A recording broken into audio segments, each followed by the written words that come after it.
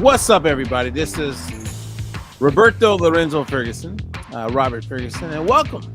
Yes, this is Diet for Life, and I'm Robert Ferguson, your host, a guy who shares because he cares, and today is no different. Now, today we're going to talk about symptoms of menopause. Yes, I have a guest on who's one of my clients, who's also a professional in her own right, and she is going to join me. Her name is Sharon. And we've talked in the past, we've done some shows together where we talked about spiritual connections that we all can benefit from. But today, we're going to talk about things that I didn't prep her about. So we're going to literally just have a conversation about health, weight loss, kind of wherever it goes. But at the same time, the focus is going to be on dealing with issues, symptoms, conditions that could be improved if people are willing to improve it. So, without further delay, let me bring on my dear friend, the one and only. What's up there, Sharon? Hello there, and I'm eager to hear this conversation and what you're going to contribute because I was feeling this morning exactly. It's criminal that we don't teach our children better movement, better eating, better health before they get to the point where they can't do anything about it. Yeah. Well, you know what? You can see that in a lot of situations. And one of the big challenges that I see that's ongoing is that there are solutions for many people in their situations, but it's hard to find the solution when you're overwhelmed with options. It's true.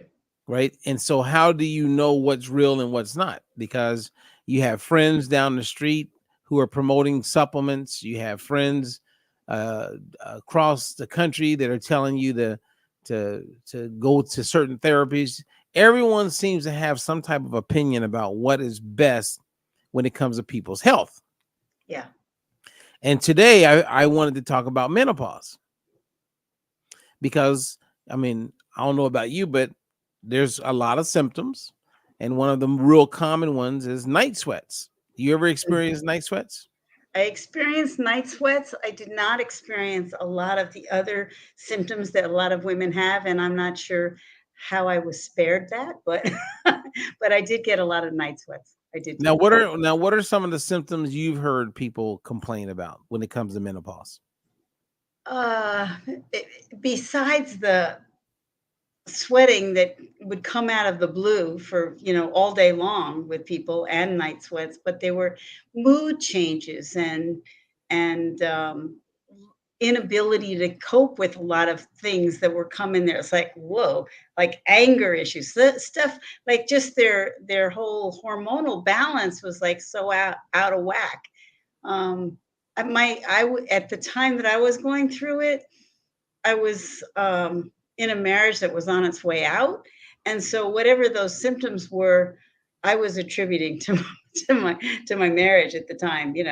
And it Mm. really, I didn't feel like it was menopause that was causing me problems. That was me personally. But Well, so let me preface by sharing with everyone what you're going to get in the next 30 minutes. So there's a lot of symptoms, night sweats. I've watched my mom just start sweating like you would think she was taken out of the cold and put into an oven. right, And I've watched other people have the same thing. I had right, one client who recently was telling me how she would literally sweat so much at night that she would wake up and she would have to change her clothes and go back to bed. yeah, Yeah. So for those who are catching us live and even a replay, if you have symptoms of menopause, post it, because I'm going to share with you something that you can eat every day And by eating it, you can reduce the symptoms from 80 to over 90%. Wow. You don't have to go spend more money. And here's the part that's really interesting, Sharon. What I'm going to share with everyone is something that is proven. They did a randomized placebo-controlled trial. I love that And, you always do that. and I mean, those are the best. There's nothing better than that, right? Right. Because they had one group do a placebo and they had another group consume this food that everybody can go start eating today. And the group that ate this food over a 12-week period, they saw a significant decrease in symptoms that people didn't like when it comes to menopause. Uh-huh. Now, here's the part that's really interesting, is that every time I talk to a woman who is living with symptoms of menopause, they will tell me that they went to a specialist, they went to someone who's a menopausal guru or someone who helps with hormonal balance. And you've probably heard these types of words being used, right? Right. And so then I will go to my clients and I'll say, okay, I'm going to share with you a study that it has proven to help with symptoms of menopause. And if you are learning about this for the first time, and you're telling me that you're working with a hormonal specialist and you're working with all these specialists, if you have not, or if you're not aware of what I'm going to share with you, you need to fire those people immediately. Right? That would be like you coming to me saying, hey, Robert, I'm going to introduce you to these things called omega-3 oils. And if I don't know the benefits of that, then that would be a sign that I'm a little inexperienced as a nutritionist. And I may not be the person that would help you. So I believe everyone would benefit from knowing what we're going to share today as far as a solution. Awesome. You follow me? I'm following you. That's Now, awesome. and what if I came to you, Miss Digital Queen, and I said, and you said, oh man, I got these hot flashes and they're like driving me absolutely crazy. And then I introduce you to something you could eat every day that would reduce those symptoms so you don't have those headaches. Would you do it, Sharon? Of course I would. Really? I would in a heartbeat. Well, part of it also is that I trust you and know you. But you showed me a study that proved that. I'd be crazy not to try it and find out and what would happen, Okay. All right. Well, I'm going Um, to send you the study. And if it's anybody, been over 30 years since I went through all that, by the right. way. So, But you know what? The big take home lesson for all of this today is that many people could be improved. They could get help. and But my inner reaction is I may not be going through that now, but if it would have helped then, if it would help, then it would help. So I'll try it now, okay. even though I don't have symptoms. But okay, but before I share and reveal that, I want to have a conversation about why people continue to remain in misery, continue to do nothing about improving their health.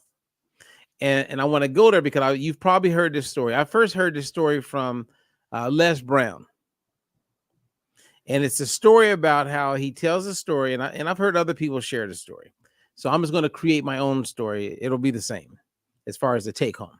Right. And the story goes like this. And every parent, everybody, you guys learn this story, share it with your kids. And think about it for yourself. And tell me if you remember this story. Have you ever heard this, Sharon? Okay.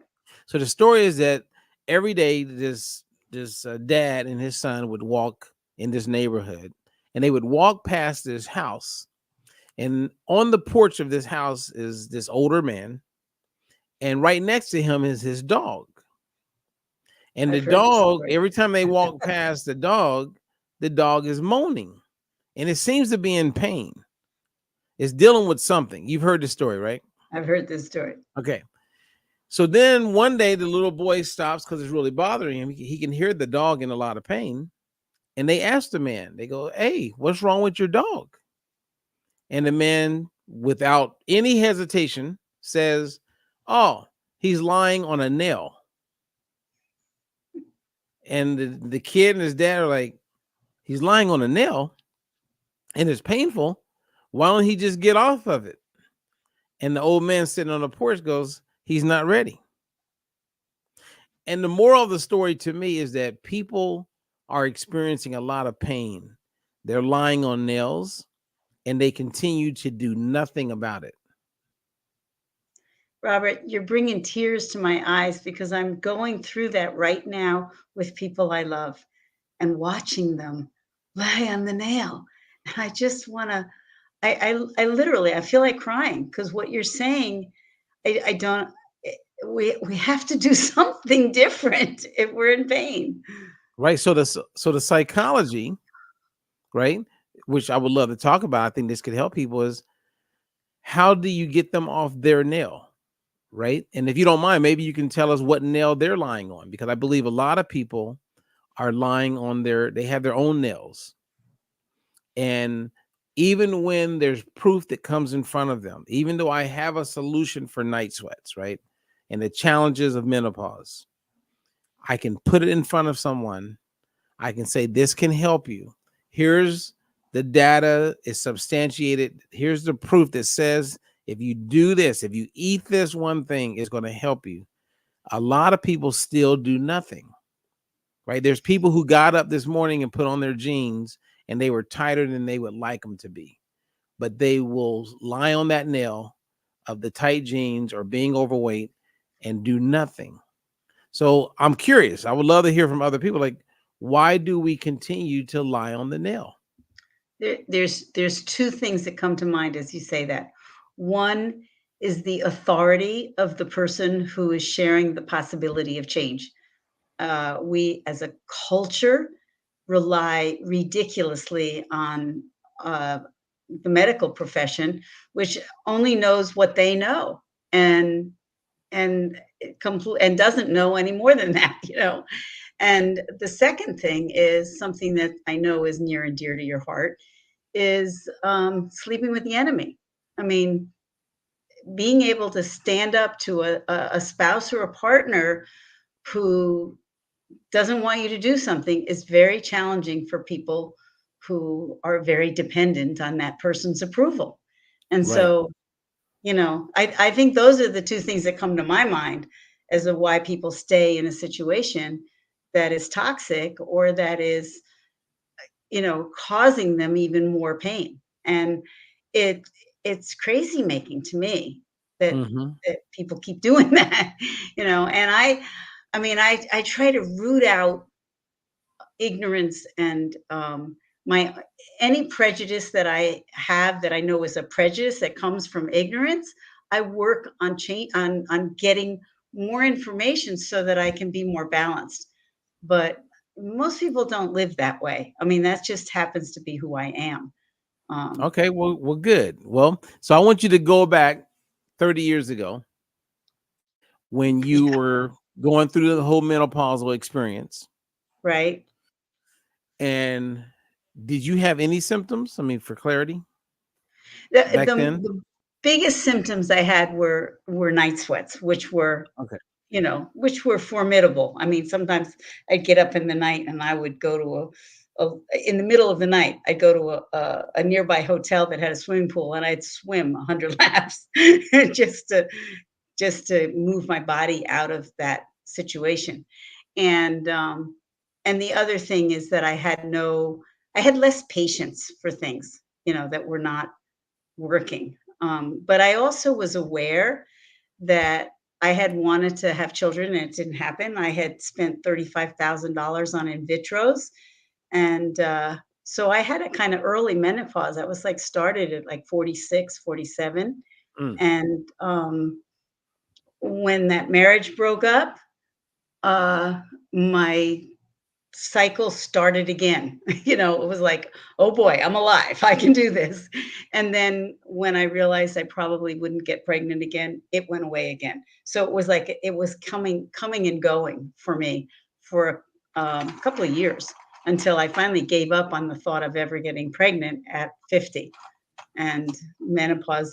So I was looking at the psychology of, okay, what am I doing? What am I thinking? What am I doing to create this? And, and my body generally is not, I don't sweat a lot. So that was unusual for me to be sweating, but during the day, it didn't happen that much. So I Okay. don't know if that's answers your question, but that kind of was my experience, and I had a lot of friends. I remember also when years earlier, my supervisor in a job I was in a meeting with me, and it was like, oh, and she just started sweating, and she was like, "I'm sorry, I just having nice sweat, a sweat in the middle of the day," and she wasn't trying to cover it up, and I thought that made more sense than trying to pretend it wasn't happening. So, um, anyway, Okay. lost you for a Well, second. well, no, I'm here. I'm here. Yeah, I'm just my camera froze on me, but you can still hear me. So, right. um, yeah, go And ahead and I make your had make. already started over 30 years ago trying to clean up my diet to some degree. I mean, I didn't know everything I know now, but I've never been into plastic food. I mean, I've never been into margarine. I've never been into a lot of the substitutes that came out that just didn't make sense to me. It's like plastic food. So I just never did any of the, been trying to eat close to nature for at least 30 years, if not more. So, but there's a lot of things I didn't know because you see me still working on my weight. This is still an issue. Okay. So, Well, thank you for sharing that. Now, I did share the study. okay. Oh, I'm going to share, and this is the study in an article, but I can send you the PubMed, the real legit study. Um, but this is the study. It's an article. You can see that, right? Yes. And as you can see, it says study shows that diet causes 84% drop in troublesome menopausal symptoms with no drugs. I don't understand why doctors don't know this. They don't know it. And many of them will never know it. And some people who help people won't even watch this long enough to like hear about it. That's just the reality of how that's the reality of people. But in this study, what they demonstrated was that a person, all they had them do to get these results was to eat a half cup of edamame beans every day. I don't like edamame beans. Okay. Well, I mean, So that may be one of the reasons. But if 84% of the symptoms would go away, you learn how to eat a half a cup of edamame beans and get over it. the reality is this is just one example of many, right? Because it still comes down to the fact that people are lying on a nail, they're experiencing discomfort and pain, but they do nothing about it, right? So by eating edamame beans, which you could put in a salad, you could have as a snack, you can get different ones, you can spice them up, you can add a little salt. I mean, I like eating them when I'm watching a movie instead of popcorn. They're a superfood. Ah, And the only thing that was different between the groups in this trial where they learned this was that one group had the edamame beans and one group didn't. wow. So I was talking to a physician. Go ahead. If they work that well for these symptoms, it would seem to me that they would must have other health benefits beyond menopause that I knew nothing about. So that's Right. very interesting. Well, you know what's interesting about it is, and below, for those of you who are hearing us have this conversation, there's a link in there. It's a free seminar. You can watch it. And I talk about omega 3s with polyphenols. So I'm with this physician yesterday, and we're talking about the study on menopause. That's why I wanted to talk about it. And as I was talking to him, because he brought it up, and I was like, "Yeah, I'm real familiar with the author, and I'm very familiar with the study." And we kind of giggled and talked about how people just like it's just amazing how many people don't know about this. Right. And then he goes, and at that point, we had earlier been talking about the importance of omega 3s, right? with the polyphenols. So the oil that you're taking, the oil that I take, balance oil. And he says, boy, wouldn't it be interesting if part of the reason was the maybe, I don't know. He goes, are soybeans high in omega-3? I don't know. And I said, I'm glad you asked. So would you think, because the researchers, they didn't highlight this, but I fully got it when I saw what it was. I was like, people who eat the soybeans every day got this major relief. And I know that edamame beans they're like a superfood. They're packed with, Okay, so wait a second. You know how I do this little devil's advocate thing. yeah. I have heard, I mean, I don't eat soy. I went through a period of doing a lot of soy protein shakes, and I got to where my body was rejecting it totally. But I've since heard that soy lowers men's testosterone. I don't know, what the reality is, but As I've heard that as soy is really a single man who eats a lot of soy, I can tell you right now. TMI. I mean, and just so you know, I mean, I was a vegetarian and vegan for years. I mean, well over 30 years. And I ate soy every day. As a athlete, I ate soy every day. My Interesting. kids, when they were born, they were first fed breast milk, and then both of my daughters ate a lot of soy. So I know the truth about soy, and I know the facts about it. And knowing that, why would I recommend or have my kids eat it if it was bad? Right, right. Why would I had been consuming it as a pro athlete for years? Now there's certain soy products that can be bad, same as there's certain chicken that's bad. Yeah. Um, you want to just choose wisely, right? So if you can get GMO non-GMO, free. yeah, or organic, then you're good. There's a lot of great soy-based products, and edamame beans is one that every woman who's dealing with perimenopause, postmenopausal, if you have any symptoms or you just want to improve health, that's a great source of food to consume on a regular basis. So what's the difference between edamame beans and soy? What I mean, they're a different Well, food, aren't they? right, yeah, it's all about where it's at in the process, right? So you could go buy Morningstar patties, which have been where they take soy, they break it down, and they process it like they would take a cow, break it down and have scraps and then create patties. They do the same thing with soy. Um, so you can get soybeans, it's still in its natural state, right? The bean is still in the pod. Right. So it hasn't been broken up, it hasn't been denatured, it's in its natural state. So soybeans, some people can eat soybeans and have no problem.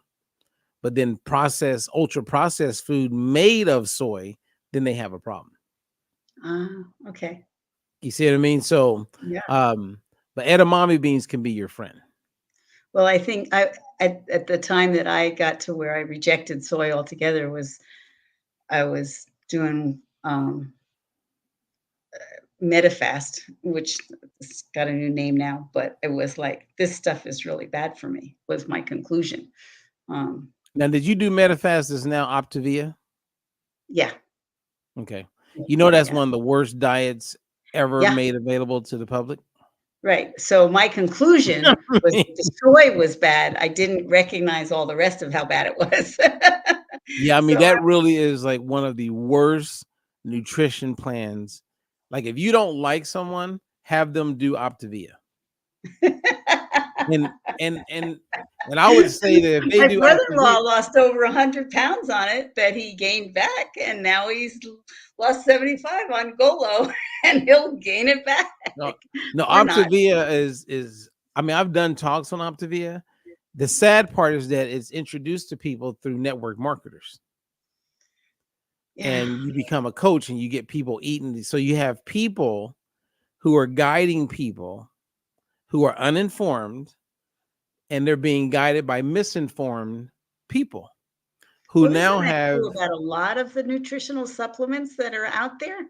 I mean, I when I think about, some of the things I've sold people ignorantly, Mhm. um, I mean, there aren't very many.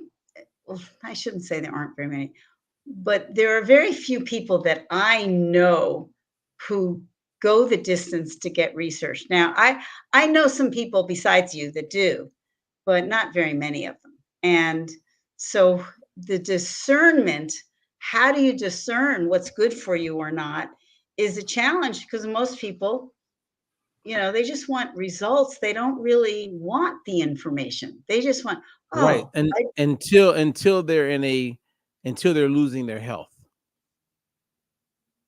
or they're dead, then yeah. I guess it doesn't matter. But there's a lot of people, right? It's kind of like I was talking to one of my new coaches earlier today, and I was sharing with her when I was giving her a presentation on the balance oil, Mm. and we were talking about. I was helping her understand omega-6 to omega-3 ratios, right? And so as we're talking, I was just sharing with her. I go, I share with her a video that I posted earlier where this guy is making fried chicken, and he's making fried chicken, and then after he makes a batch, he replaces it with new chicken and makes another batch of fried chicken. And so he's reusing the oil. Now, everyone who shows up to eat the chicken doesn't realize that they're consuming cancer, right? Because we know that when you reuse the oil, it becomes carcinogenic. We know, And people we don't know. That's the problem. right, but even when you tell them that person who makes money selling chicken, he's going to keep making that chicken. Because at the end of the day, this is an example of how people get compromised. Right? I had a lady, and I've talked about this a few times, where she was selling a supplement that had an ingredient in it that I know is linked to cancer. So I brought it to her attention. She reached out to me and said, "Hey, can you send me links to the studies? Because I sell this product for this company, and one of the first ingredients is what you're saying is linked to cancer. So I want to look it up." So I sent her the links. She looked it up. I never heard back from her. She never asked me another question. Now ask me, Sharon, if she's still selling that supplement. The answer is probably yes, Yes. because she's making money doing it. So you could get someone who sells Optavia. I could show them the science. I could introduce them to people who were damaged, and they're still going to sell it. That's why people must become their own health advocates. You don't just, if you just wait and hope it comes to you, or you just assume that everyone is doing things or recommending things for the right reasons, then you're at risk. And Whereas, Robert, the becoming your own health advocate, this is a serious, serious issue. I mean, if you don't start when you're like your age, you don't know how to navigate it when you get older. I'm watching my family and it's breaking my heart, yeah, because that's why you pay me the big bucks. it is. It's, because, I know what you're teaching me and I know you're not doing it for me, but somehow having you in my corner to help me navigate this, it's like I know I'm better off than if I just try, oh well, I know what he's going to tell me. I'll just go do it myself. I don't. Without accountability and back and forth and deepening my knowledge, like this is new information to me. I will retry edamame beans in a different way. And I used to like what was it called? Where the soy is little bumps in it. Seitan, what is it called? You know, you could, you know what I'm talking about? You don't know what I'm talking about. I think I know what the Yeah, there's other products that are tied to soy it's like tempeh. Uh, Tempeh, that's what I was talking about. I okay, kinda yeah, liked that, yeah, in the it's nutty, and yeah, tempeh goes well with stir fry. So it helps if you have someone that can show you, like, it has experience eating all these different foods, right? right, right. So I just happened to, I'm telling you, when I was a vegan for 10 years, I learned how to make anything taste good with herbs and spices and condiments. Okay. I Um, used to have a doctor who swore that everybody needed to be vegan. And so I tried being vegan for a while with him, but all my hair was falling out. And I was like, he said, well, don't worry about it. It was like, yeah, I'm a woman. I worry about my hair falling out. But he didn't have anything to help me to have that not happen. And I don't really, it wasn't my preferred food. I don't like beans and stuff a lot. But boy, the more I see the value of them, I'm wanting them more in my diet than I used to, mhm. you know. But I wouldn't have if I hadn't known you. you know, I Yeah, would have and you know what? And my job is to keep sharing with you information that either reinforces what you know or is new information that you can use to help you for where you are, right, right? right.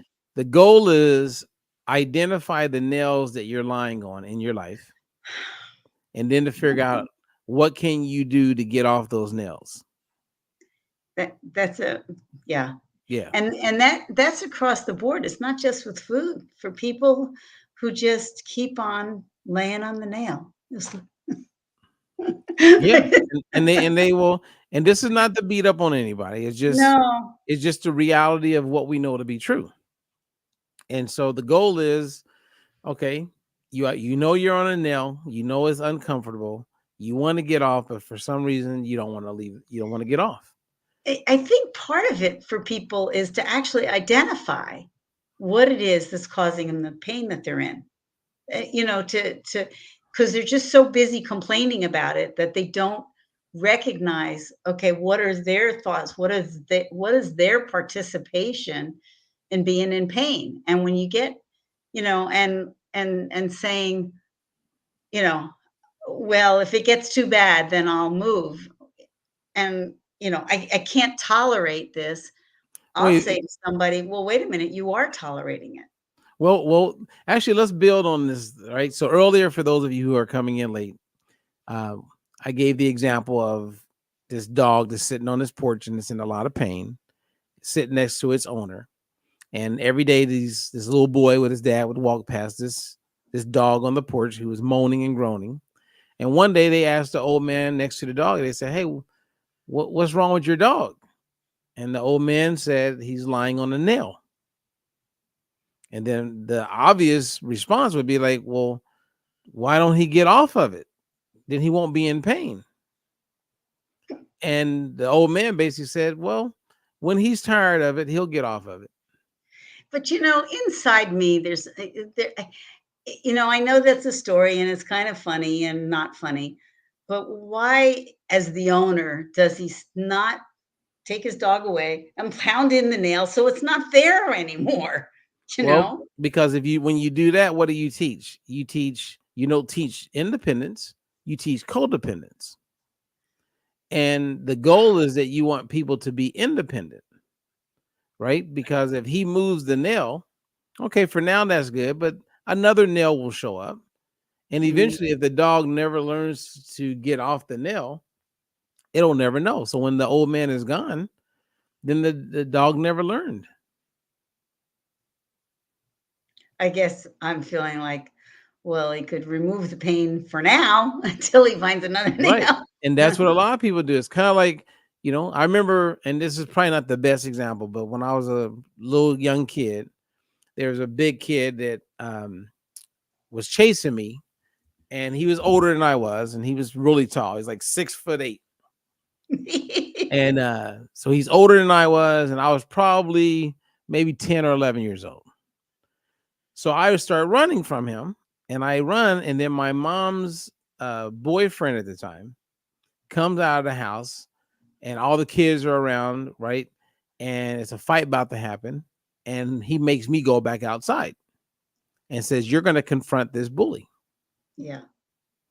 And I go back out, and I'm in front of this kid, and I confronted him. And after that, it was easy to confront other bullies, Yeah. right? Because he Yeah. could have, he could have come out and just pushed the kid down, and No, that's not the that answer. wouldn't have taught in any independence. Right. You see what I mean? So Yeah. it's one of those things. So here's my thing, right? Like when I was talking to someone about the balance oil, right? And I was sharing how it helps with menstrual cramps. And I've seen it with my own eyes. So any parent who has a kid, a daughter who has menstrual cramps, and if I have something that can help that, why aren't those parents knocking down my door?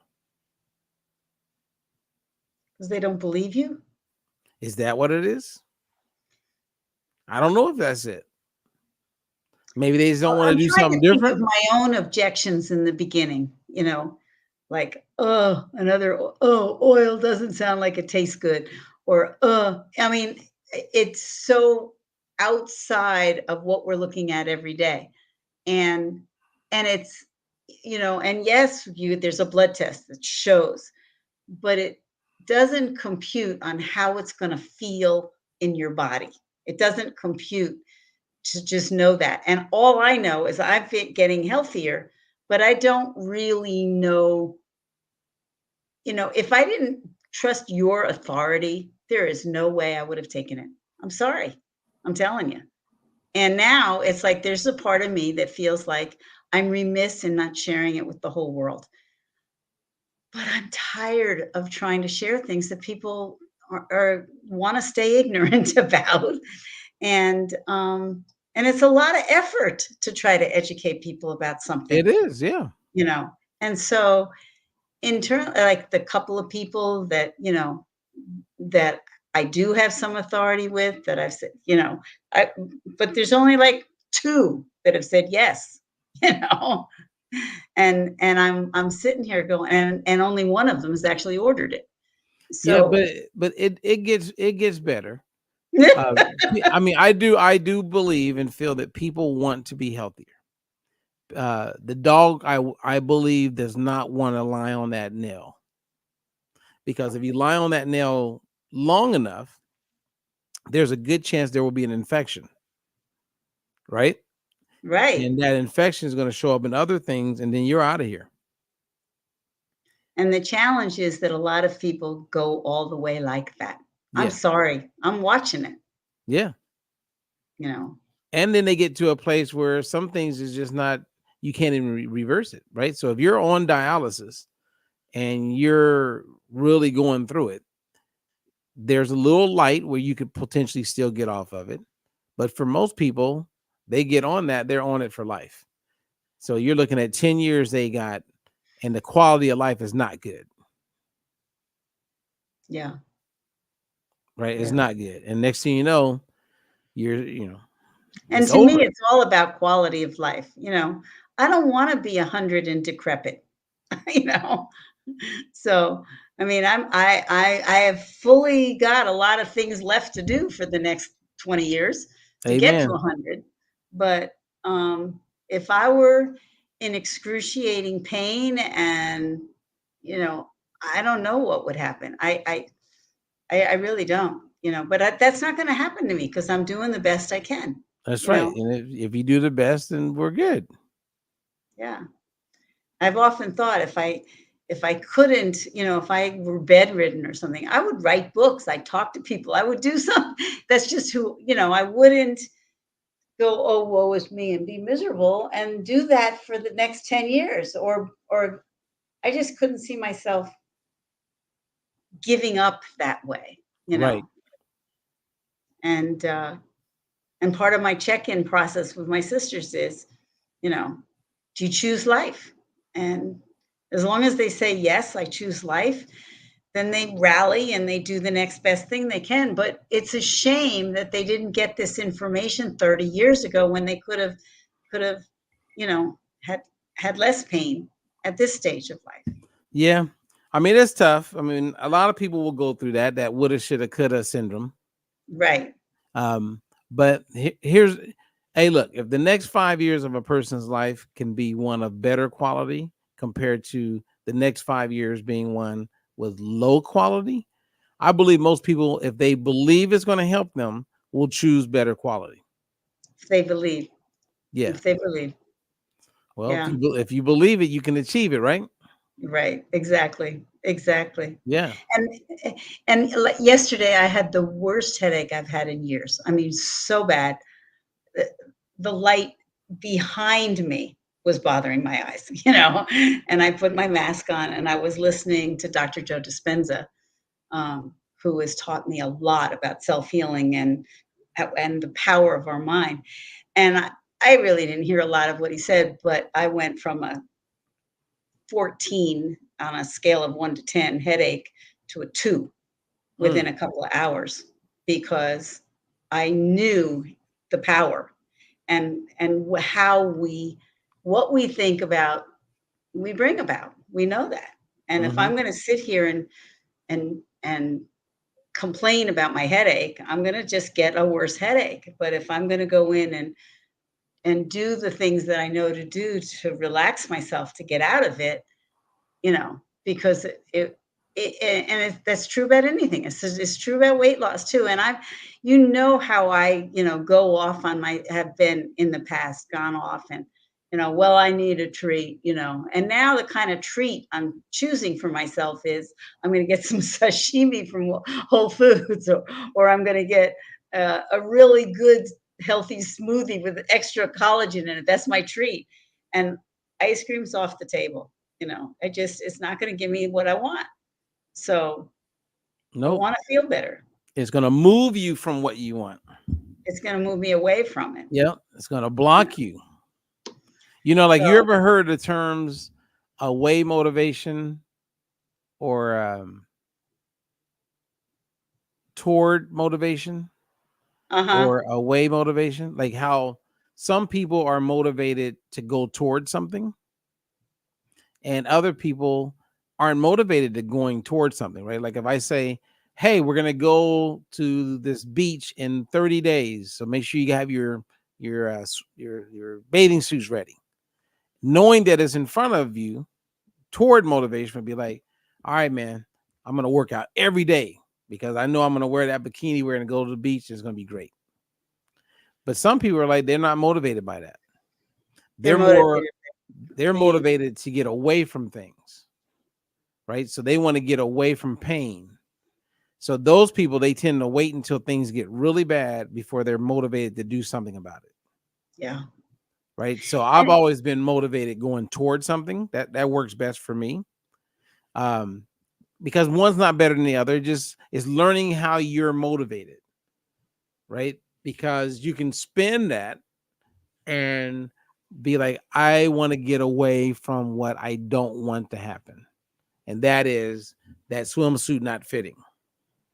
So even though it's in the future, I don't want to experience that negative. So I'm going to work hard to stay away from the shame and how I don't want to feel. Right. And some people are more motivated to go after things like how they want to feel.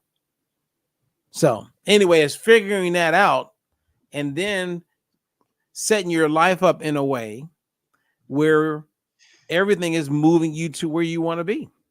yeah. Whether it's towards something, motivation, or getting Or away from avoiding something.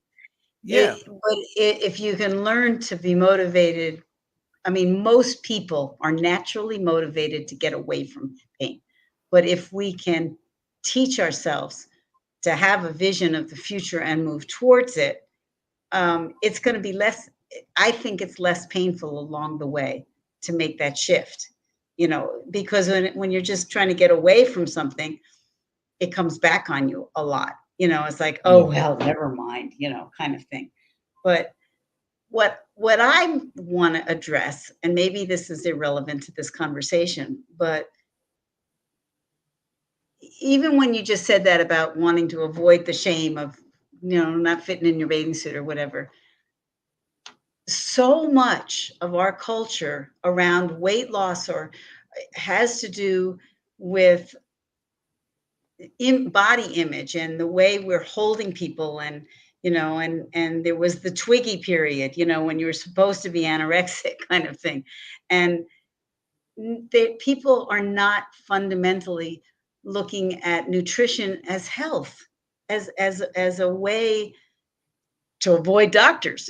We're gonna, for me, it's like, I don't really trust the medical profession, so I want to be in charge as much as I can of keeping myself healthy. And I can see all the places where I was uninformed, that led me to issues that I have as I got older. But even those issues are less than they would be if I weren't trying to pay attention to it. But Exactly. most people don't even try, you know, Yeah. and they don't talk about health. They just talk about, looking good, and they don't, and it's like they feel good emotionally because they look good, but they don't get how important it is to carry this body to the end of life. Yeah, but And most people, I mean, so when people discover that, Sharon, when they're old and they're decrepit, yeah, and it's over. it's too late. Yeah. Those are the people that they can't get up. They're not going to go on Facebook. Their last hours or days, they're going to use that to talk to people, to pray, they're not going to go, like imagine, you're in a situation where you realize, okay, I totally messed up in some areas. That's why I'm sitting on this bed and I don't have much time.